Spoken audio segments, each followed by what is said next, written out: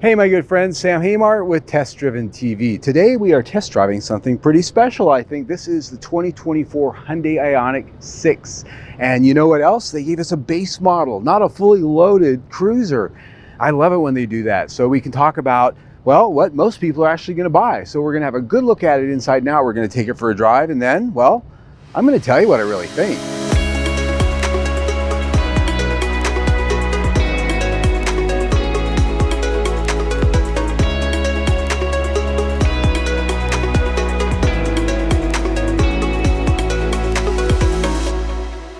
All right, my friends, let's talk about the car we have. Now, this car came out as a 2023 model. This is a 2024. This is an SE trim grade of the IONIQ 6, a fully electric four-door sedan. This one has the extended range battery and rear-wheel drive, and comes in this nice sort of luscious color of transmission blue. It looks gray, but it has a nice sort of blue pearl that sparkles in the sun and gives it that a little bit of a blue tint.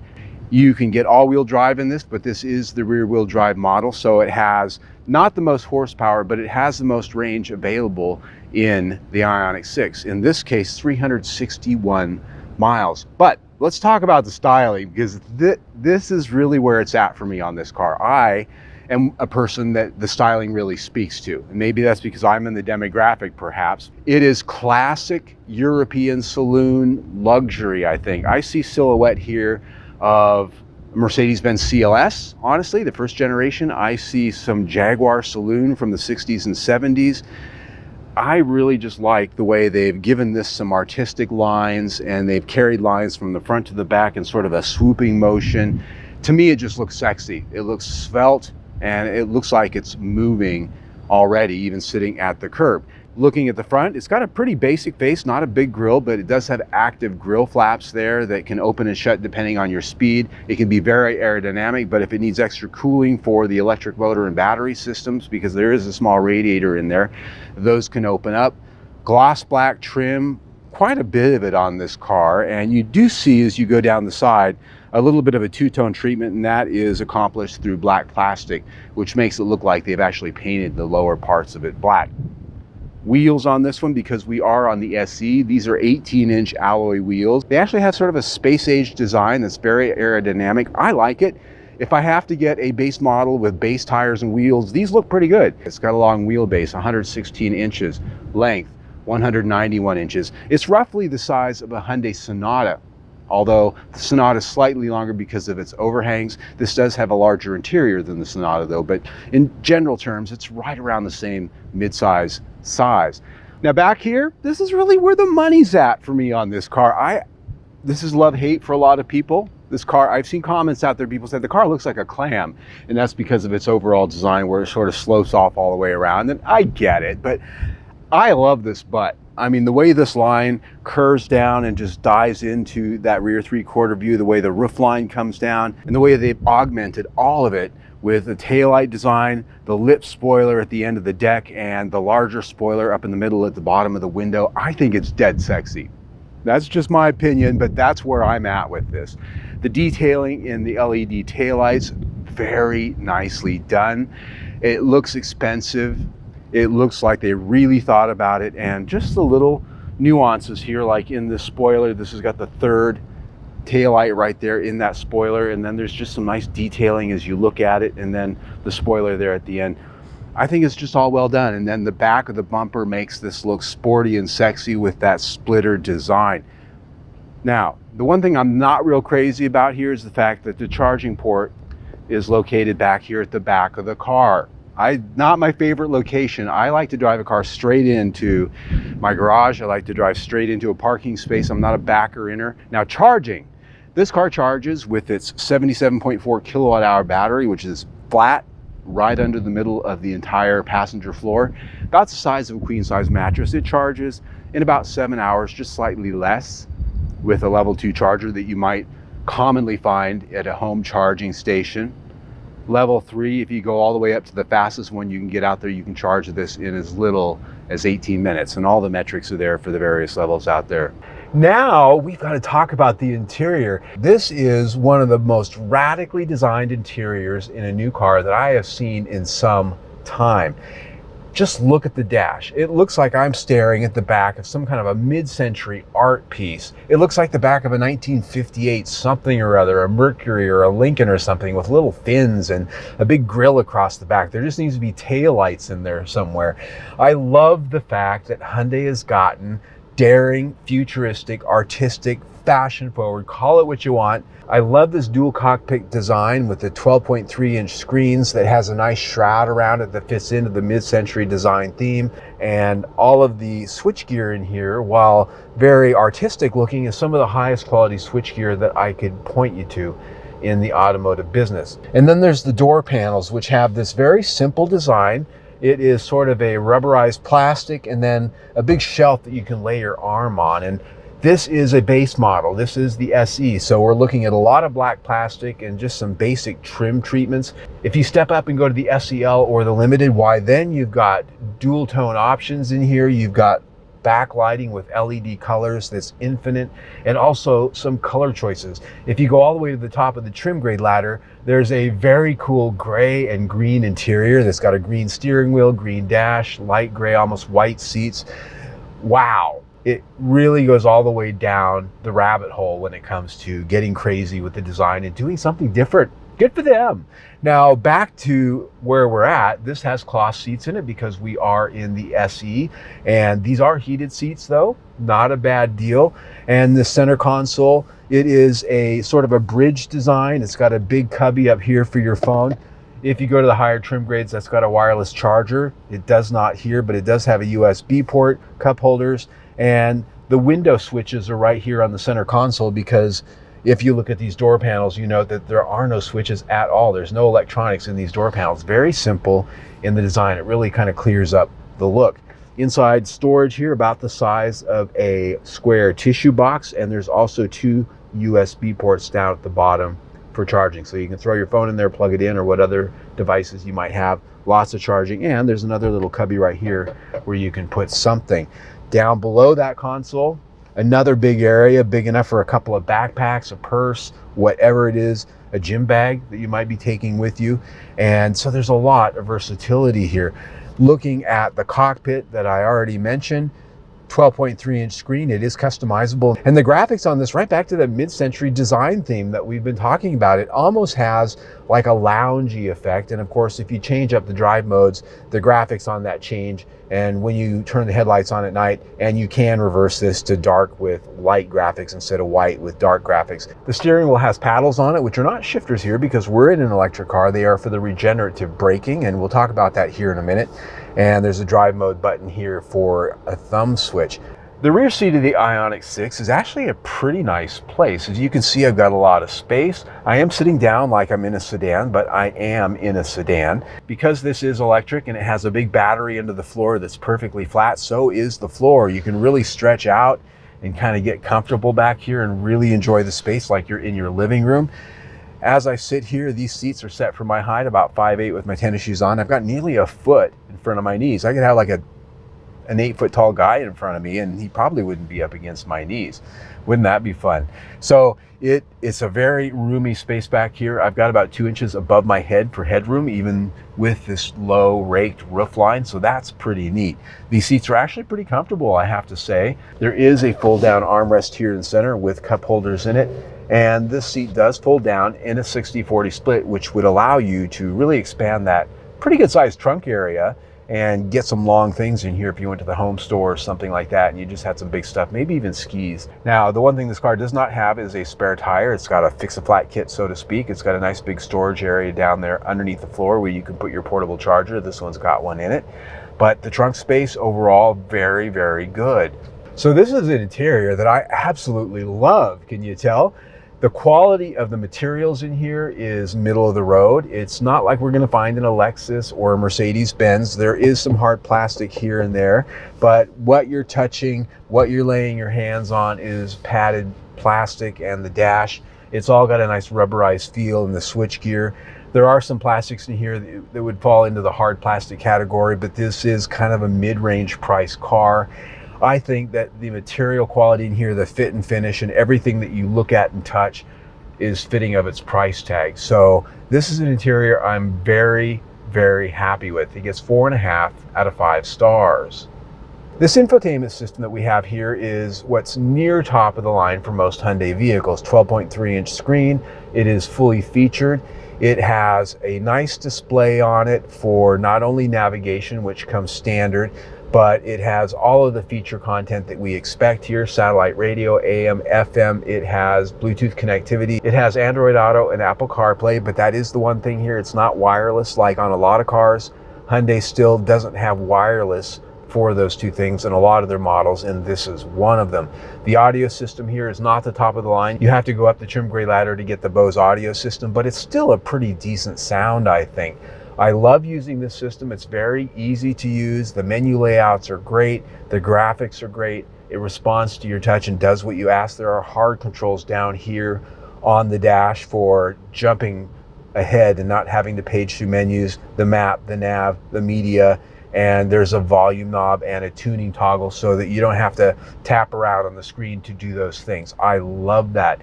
The backup camera on this is a single view camera, not a full 360-degree view. You do have to step up the trim grade ladder to get that.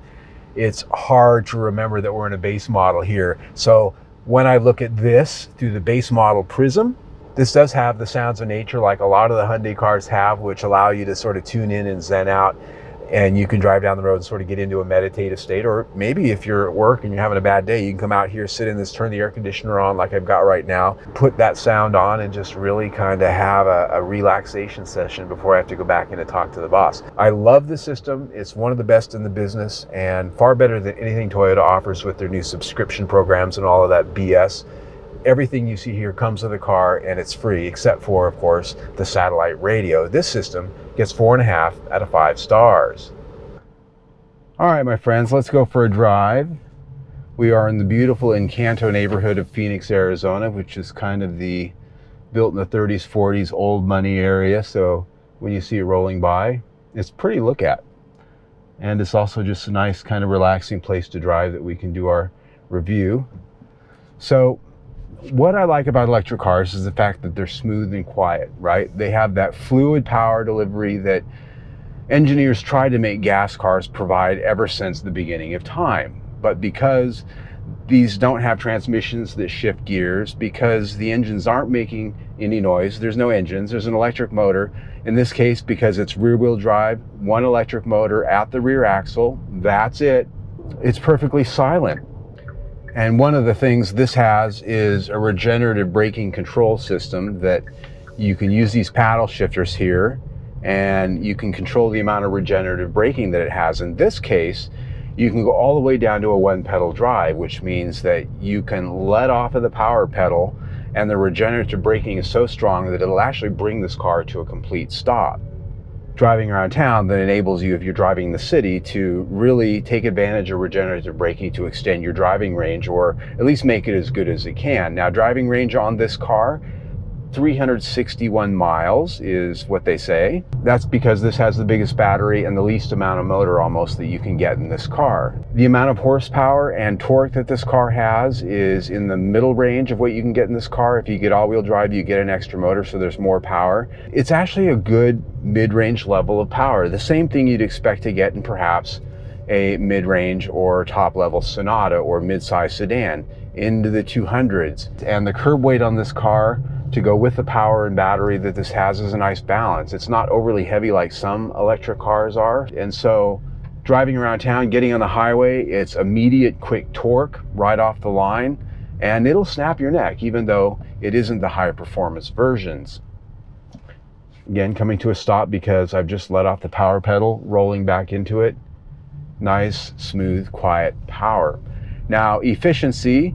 This week driving this car, it has been over 100 degrees every single day. Because of that, I've had the air conditioner on.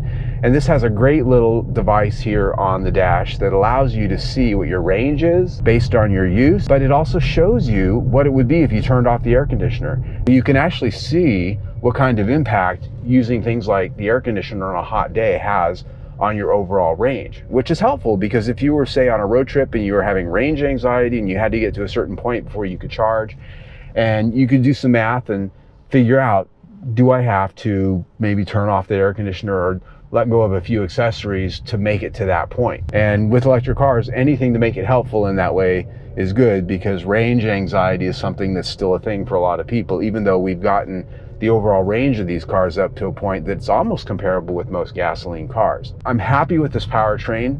In my week with it, driving with the range, it has pretty much come close to meeting the promised range projections, right?